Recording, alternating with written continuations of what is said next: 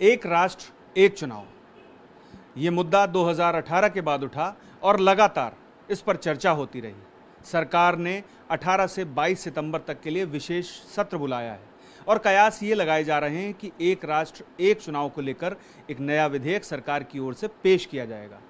खास बात यह है कि सरकार ने पूर्व राष्ट्रपति श्री रामनाथ कोविंद के नेतृत्व में एक समिति भी गठित कर दी है और इस पूरे मुद्दे पर हर एक पहलू पर बातचीत करने के लिए मेरे साथ पूर्व लोकसभा महासचिव पीडीटी आचार्य साहब साथ में हैं। सर, आपका स्वागत है। और सबसे पहला मेरा जो सवाल यही है कि एक राष्ट्र एक चुनाव से क्या फायदे होंगे? अब प्राइम मिनिस्टर और गवर्नमेंट के दूसरे जो स्पोक्समैन हैं, इन्होंने कई बार कहा है कि एक चुनाव कराने से काफ़ी बचत होगी और जो इलेक्शन मशीनरी जो है तो कम इस्तेमाल होगा और इस तरह से फ़ायदा है देश के लिए। यही तर्क इन्होंने दिया है और वही तर्क अब भी दे रहे हैं, खर्च कम होगा। सर, क्या क्षेत्रीय दलों पर प्रभाव पड़ेगा और किस तरह के नुकसान भी सामने आ सकते हैं? ख़ास तौर पर यह कहा जा रहा है कि फेडरलिज्म को बहुत नुकसान होगा। कई पॉलिटिशियंस आज ये बात भी कह रहे हैं। देखिए, ये जो साइमल्टेनियस इलेक्शंस जो है, इसको अभी एक नारे के रूप में इन्होंने प्रस्तुत किया है, वन नेशन वन पोल, इस तरह से। नहीं तो ये साइमल्टेनियस इलेक्शंस है, मतलब पार्लियामेंट और असेंबलीज के चुनाव एक ही टाइम पे। ये हुआ था 50s में और 60s में। तो ये कोई ऐसी नई कोई आइडिया है नहीं, नारा नया है कि वन कंट्री और one nation one poll and all that.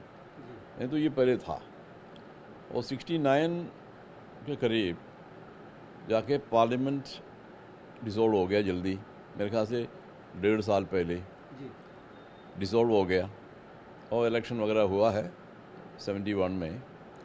तो उससे है ना, या वो जो पैटर्न था वो चेंज हो गया, क्योंकि 1952 में पार्लियामेंट और असेंबलीज एक साथ शुरू किया था। तो 69 तक वही चलता रहा, एक ही इलेक्शन था, एक ही चुनाव था। अब उसका गुण और दोष जो भी है उसके बारे में किसी ने सोचा नहीं था, क्योंकि वो तो एक स्वाभाविक तौर पर हो रहा था। तो शुरू एक ही जगह एक ही बार हुआ है, एक ही टाइम पर हुआ है, तो आगे ऐसे ही चलेगा।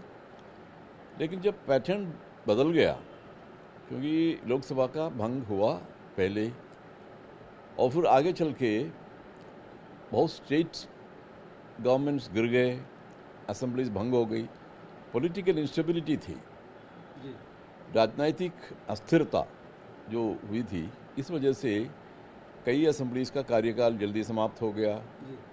उससे वो पैटर्न और बिगड़ गया। तो अभी तो उसके बाद एक बड़ा कॉम्प्लेक्स पिक्चर हो गया। तो इस वक्त यहाँ पर इस प्रेजेंट जो मौजूदा गवर्नमेंट है, तो इसके नेता लोगों ने ये बात छेड़ी है, फिर दोबारा एक नारे के रूप में इन्होंने ये प्रस्तुत किया है। और अब देखें ना, इसमें हमें इस पर प्रैक्टिकलिटी जो है उसकी दृष्टि से इसको देखना है। ये कहाँ तक प्रैक्टिकल है ये, और क्या क्या करना पड़ेगा आपको कानून। सर, मैं उसी पर आ रहा हूँ, लेकिन सबसे अहम बात यह है कि 60 के दशक में, 1960 के दशक में और अब में बहुत फ़र्क आ गया है। बहुत सारी क्षेत्रीय पार्टियां उभर कर आ गई हैं। तो ऐसी स्थिति में जो क्षेत्रीय पार्टियां हैं उनको किस तरह से नुकसान हो सकता है या उन पर क्या प्रभाव पड़ेगा, और जो राष्ट्रीय दल हैं उन पर क्या असर होगा, ये सारी बातें मैं आपसे जानना चाहता हूँ। देखिए, क्षेत्रीय दल को क्या नुकसान होगा या क्या फ़ायदा होगा, ये तो मैं नहीं कर सकता। चुनाव से अगर वो पॉपुलर है तो जीत के आएगा, चाहे चुनाव एक साथ हो या डिफरेंट टाइम पर हो, और पॉपुलर नहीं है तो वो हार जाएगा। यही तो होगा, इलेक्शन में तो यही होता है ना, हार और जीत होती है। बाकी जब मैंने वो प्रैक्टिकल चीज़ कही, उसके बारे में कहा, तो इसको देखिए, अभी पार्लियामेंट का इलेक्शन जो है वो मान लो अप्रैल में होगा, तो अप्रैल में जो चुनाव होगा पार्लियामेंट का, तो उसको बेसिस बना के, उसका मतलब है सारे असेंबलीज जो इंडिया में हैं, सारे असेंबलीज का चुनाव भी पार्लियामेंट के साथ होना चाहिए। यही है ना, आइडिया तो यही है। बिल्कुल बिल्कुल। अब हमारे असेंबलीज कई स्टेज पर है। कुछ असेंबलीज अभी चुनी हुई है, कुछ असेंबली का आधा हुआ है, और कुछ असेंबली का अभी होने वाला है 2-3 महीने में। इस डिफरेंट स्टेजेस पर है वो।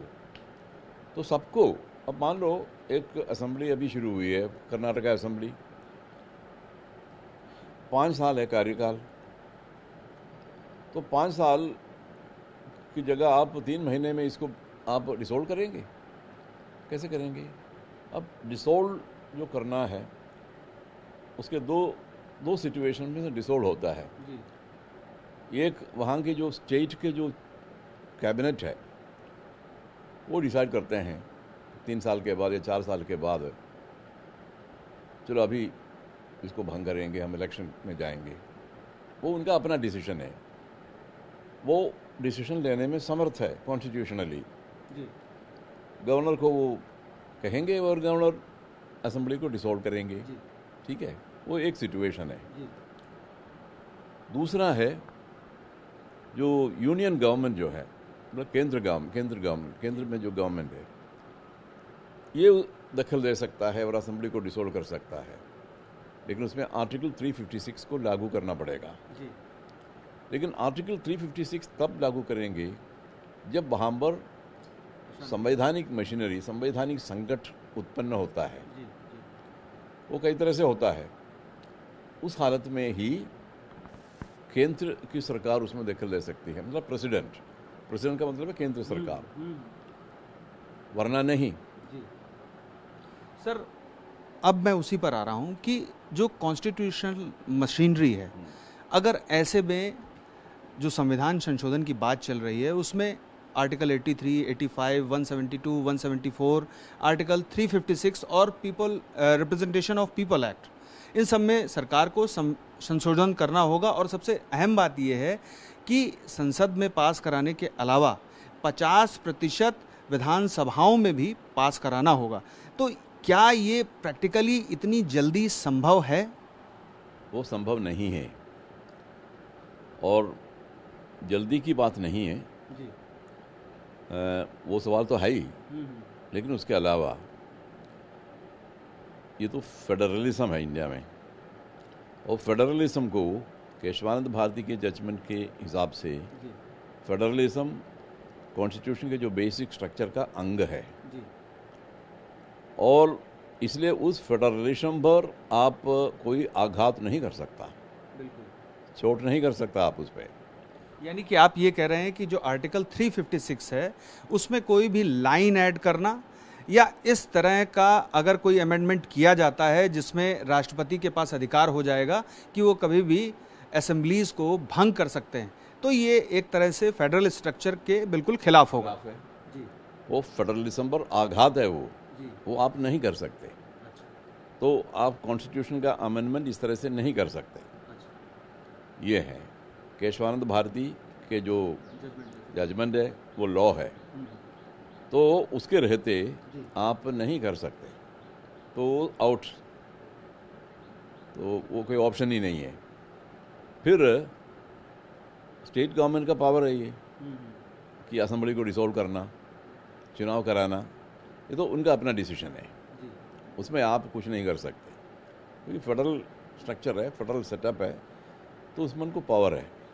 यानी कि अगर ये कंसेंसस हो जाए, पॉलिटिकल कंसेंसस हो जाती है, तो ये बेहतर तरीके से कराया जा सकता है।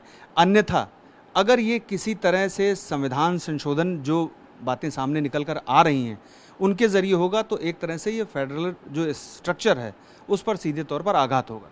देखिए, अभी जो सिचुएशन है जी, या आगे से जो सिचुएशन रहेगा, अब कोई भी पार्टी जो गवर्नमेंट में है स्टेट्स में, अब उनका चुनाव अभी हुआ हो, कोई भी तैयार नहीं होगा डिसॉल्व करके फिर दोबारा इलेक्शन करा लूँ, कोई तैयार नहीं होगा।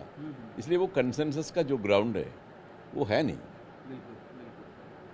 यही मैं कह रहा हूँ कि प्रैक्टिकली पॉसिबल नहीं है ये अभी इस वक्त। सर, मैं एक हाइपोथेटिकल सवाल आपसे करता हूँ कि मान लीजिए किसी तरह से कंसेंसस बन जाता है या फिर ये संविधान संशोधन कर लेते हैं और वो संशोधन भी सारी जो 14 विधानसभाएं हैं, कुल 28 राज्यों में से 14 विधानसभाओं में पास हो जाता है।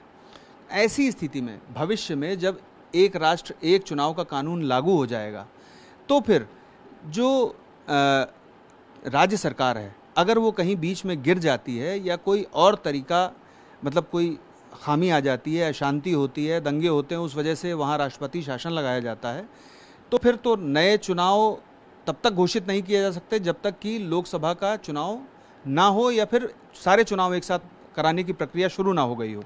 इसलिए मैं कह रहा हूँ ये प्रैक्टिकली पॉसिबल ही नहीं है, क्योंकि अब पॉलिटिकल सिचुएशन किस तरह से डेवलप होगा ये आप कभी भी फोरसी नहीं कर सकते, फोरकास्ट भी नहीं कर सकते। अब पार्लियामेंट में भी अस्थिरता आ सकती है, तो पार्लियामेंट में भी गवर्नमेंट गिर सकती है और पार्लियामेंट को भंग करना पड़ेगा, तो उस हालत में क्या करेंगे? तो ये तो एक बहुत ही एक जटिल समस्या है। इसको इतनी सरलता से लोग इसको आगे नहीं कर सकता। तो इसमें पहली बात यह है कि इसकी क्या ज़रूरत है। मेरा अपना विचार जो है वो ये है, खैर उसका कोई महत्व है नहीं, कि इलेक्शन एक ऐसा ओकेशन है, मौका है, जब पॉलिटिशियंस जो है, एमपी हो या एमएलए हो, जनता के पास जाने के लिए बाध्य होते हैं। नहीं तो एक बार इलेक्शन हो गया 5 साल के लिए, फिर कोई इलेक्शन है नहीं, वो तो फिर वहाँ कॉन्स्टिट्यूंसी में जाने की ज़रूरत भी नहीं है। लोगों के साथ संपर्क रखने की क्या ज़रूरत है? फिर 5 साल होने को है, ख़त्म होने को है, या 2-3 महीने पहले या 6 महीने पहले जाके एकदम एक्टिव हो जाओ और करो। तो ये हेल्थी डेमोक्रेसी नहीं हो सकता इसमें, ये मेरा अपना ओपिनियन है। लेकिन सर, जो चुनाव आयोग है उसने 2018 में जो रिपोर्ट दी थी, उस रिपोर्ट में सीधे तौर पर ये कहा था कि अगर एक साथ चुनाव होंगे तो देश जो हमेशा चुनावी मोड में रहता है, क्योंकि अलग अलग समय पर राज्यों में चुनाव होते हैं और उसकी वजह से देश में आमतौर पर चुनावी मोड आ जाता है। तो ऐसी स्थिति में जब एक देश एक चुनाव होगा तो फिर उस मोड से हम बाहर निकल पाएंगे और विकास के और रास्ते खोज सकेंगे। उसमें मुझे कोई कमेंट नहीं करना है उसके बारे में, लेकिन मैं आपको पूछता हूँ कि ऐसा कोई एम्पिरिकल एविडेंस है कि हमारा सारा विकास रुक गया है इस वजह से, बार बार चुनाव लड़ने से या कराने से या वो चुनावी मूड में रहने से यहाँ का विकास कोई अवरुद्ध नहीं हुआ है? कभी भी हुआ है कभी? फिर उस तर्क का आधार क्या है? लेकिन सर, आपने ही शुरुआत में कहा कि खर्च में कमी आएगी जो बड़े पैमाने पर। उनकी बात कह रहा था, मैं अपनी बात थोड़ी कह रहा था। मैं उनको कोट कर रहा था, उनका तर्क यही है, मेरा तर्क थोड़ी है वो। तो अगर सर ऐसी व्यवस्था लागू हो जाती तो आपके मुताबिक नुकसान क्या हो सकते हैं? यानी कि फेडरल स्ट्रक्चर को आघात होगा? नहीं, वो एक करने का, देखो जैसे मैंने कहा 50s और 60s में यही तो चलता रहा, साइमल्टेनियस पॉलिसी तो रहा है। लेकिन इस वक्त सिचुएशन इतना जटिल हो गया है और इस वक्त वो करना बड़ा मुश्किल है। यानी कि राजनीतिक सहमति अगर बन जाए तो संभव है, अदरवाइज जो तरीका अपनाया जाएगा संविधान संशोधन को लेकर के वो सही नहीं माना जाएगा। बिल्कुल बिल्कुल। और कंसेंसस इतना आसानी से बनता नहीं है। तो इंडिया में हमने देखा नहीं है कभी कंसेंसस, पॉलिटिशियंस के बीच में कंसेंसस होता हुआ हमने कभी देखा नहीं है। लेकिन खैर जो भी है, इस पर चर्चा होनी चाहिए और मंथन होना चाहिए, जैसे प्राइम मिनिस्टर ने खुद कहा है। इस पर विचार हो, मंथन हो, सारी चीज़ें सही है, होना है, होना जरूरी है। सर, शायद यही वजह है कि सरकार ने एक समिति का गठन कर दिया है और पूर्व राष्ट्रपति श्री रामनाथ कोविंद के नेतृत्व में अब ये समिति इस पर चर्चा भी करेगी और लोगों की राय भी लेगी। शायद आपके पास भी ये समिति पहुँचे क्योंकि आप विशेषज्ञ हैं। अहम बात यह है कि अगर किसी तरह से राजनीतिक सहमति सभी दलों में बन जाती है तो भविष्य में इस प्रक्रिया को, यानी कि एक राष्ट्र एक चुनाव की प्रक्रिया को लागू करने को लेकर के क्या चुनौतियां हो सकती हैं, अगर आप प्रकाश डालें तो। नहीं, देखो अभी भविष्य में क्या होगा इसके बारे में हम नहीं कह सकते, लेकिन बीच में कोई गवर्नमेंट गिर जाती है, असेंबली को भंग करना पड़ता है, तो उसमें फिर दिक्कत आएगी कि कब तक वो वेट करेंगे, पार्लियामेंट इलेक्शन तक, है ना। और पार्लियामेंट में कोई अस्थिरता आएगी, उस वक्त क्या करेंगे? तो फिर 6 महीने के अंदर तो पार्लियामेंट में इलेक्शन करवाना पड़ेगा। तो फिर ये सारी चीज़ें चौपट हो जाएंगी। और अगर केंद्र सरकार मान लीजिए गिर जाती है तो फिर क्या सभी विधानसभाओं को ऐसी स्थिति में भंग करना पड़ेगा? ये भी एक सवाल। बिल्कुल, यही सवाल है ना, दीज आर द क्वेश्चंस। ये सवाल हैं, ये सवाल उठते हैं। सो जब इन चीज़ों के बारे में हम सोचते हैं ना, कोई ऐसे फॉर्मूला तो है नहीं, तो आसान नहीं है, समस्या बड़ी जटिल है। और फिर उसके बाद आखिरी सवाल तो यही आता है कि क्या ज़रूरत है। यानी जो कयास लगाए जा रहे हैं कि जो विशेष सत्र बुलाया गया है उसमें ये विधेयक ले आया जाएगा, तो ये संभावना बहुत ही कम बनती है। इसकी कोई संभावना नहीं है। नहीं तो अभी तो वो पूर्व राष्ट्रपति की अध्यक्षता में वो कमेटी बनी है, तो ये कमेटी 18 दिन में या 17 दिन में तो रिपोर्ट तो नहीं बनाएगी। इनको लोगों से पूछना पड़ेगा, लोगों से डिस्कस करना पड़ेगा, और सारे स्टेक होल्डर्स से, पॉलिटिशियन से, सोशल साइंटिस्ट से, दूसरे लोगों से सब डिस्कस करके ही वो रिपोर्ट बना सकेंगे। तो इतनी जल्दी तो नहीं हो सकता। तो कमेटी का गठन ही इसका सबूत है कि ये नहीं आएगा। और सर एक और अहम पहलू है कि लोकसभा से इतर अगर देखा जाए सदनों में, तो कुल राज्यसभा में भी अभी बहुमत नहीं है सरकार के पास, जोड़ तोड़ की बात अलग है, और सारी जो विधानसभाएं हैं उनमें 50% का आंकड़ा भी छूना मुश्किल पड़ेगा। लेकिन 50% का जो सवाल है ना, वो इसमें लागू होगा कि नहीं होगा वो तो प्रस्ताव पर डिपेंडेड है। जो गवर्नमेंट का प्रस्ताव जो भी है, कॉन्स्टिट्यूशन को अमेंड करने का जो प्रस्ताव है, उस पर डिपेंड करेगा वो। क्योंकि कॉन्स्टिट्यूशन 368 में कुछ चीज़ें बताई गई हैं जिनके ऊपर कोई अमेंडमेंट आएगा तो 50% स्टेट्स का रैटिफिकेशन चाहिए। लेकिन इस कॉन्टेक्स्ट में, इस मामले में गवर्नमेंट जो भी प्रस्ताव लेके आएगा तो उसके बाद ही पता चलेगा कि 50% रैटिफिकेशन की ज़रूरत है या नहीं।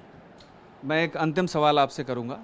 सवाल सर मेरा ये है कि अगर संविधान संशोधन लाया जाता है तो कौन से आर्टिकल होंगे जो प्रभावित होंगे या जिनमें संशोधन किया जाएगा? और दूसरा एक पहलू और है राइट टू रिकॉल का, वो किस तरह से प्रभावित होगा? राइट टू रिकॉल तो है नहीं है ना हमारे यहाँ पर। इसलिए मैं कहता हूँ कि राइट टू रिकॉल की जगह ये बार बार इलेक्शन कराना एक तरह से एक अच्छा विकल्प है। ये है तो एक अच्छे विकल्प के रूप में भी इसका स्वागत करना चाहिए, बार बार इलेक्शंस। और जो आर्टिकल्स हैं जैसे आर्टिकल 83, 85, 174, 172, इन पर क्या प्रभाव पड़ सकता है? इसमें प्रभाव पड़ेगा स्टेट इलेक्शंस पे। पार्लियामेंट का तो पार्लियामेंट तो बेस है, तो असेंबली के इलेक्शंस पर ना वहीं पर उसी में प्रभाव पड़ेगा, क्योंकि सारे असेंबलीज को पार्लियामेंट के साथ जुड़ना पड़ेगा। तो पार्लियामेंट के इलेक्शन के साथ करवाना पड़ेगा उनको। ये नहीं कि असेंबली के इलेक्शन के साथ पार्लियामेंट करा लो, ये नहीं है। तो इसलिए ज़्यादा प्रभाव असेंबली के बारे में जो आर्टिकल्स है 172 फॉर एग्जाम्पल, उस पर पड़ेगा।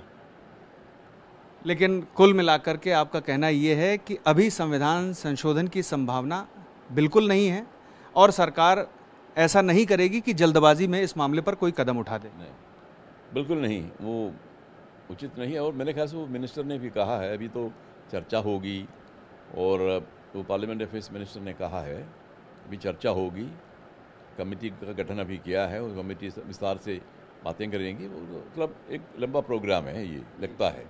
तो जैसे इन्होंने कहा, तो मिनिस्टर के स्टेटमेंट के आधार पर कह सकता हूँ कि ये जल्दी नहीं होगा, टाइम लगेगा, लेकिन एक चर्चा शुरू हो गई है, यही है। हमसे बात करने के लिए बहुत बहुत शुक्रिया। तो आप सुन रहे थे लोकसभा के पूर्व महासचिव पीडीटी आचार्य साहब को, जिन्होंने हमें विस्तार से बताया कि एक राष्ट्र एक चुनाव को पॉलिटिकल कंसेंसस से आसानी से लागू कराया जा सकता है, जबकि संविधान संशोधन का जो रास्ता है वो जटिल भी है और उसमें फेडरल स्ट्रक्चर को आघात भी पहुंच सकता है। पीयूष पांडे, TV9 भारतवर्ष, नई दिल्ली।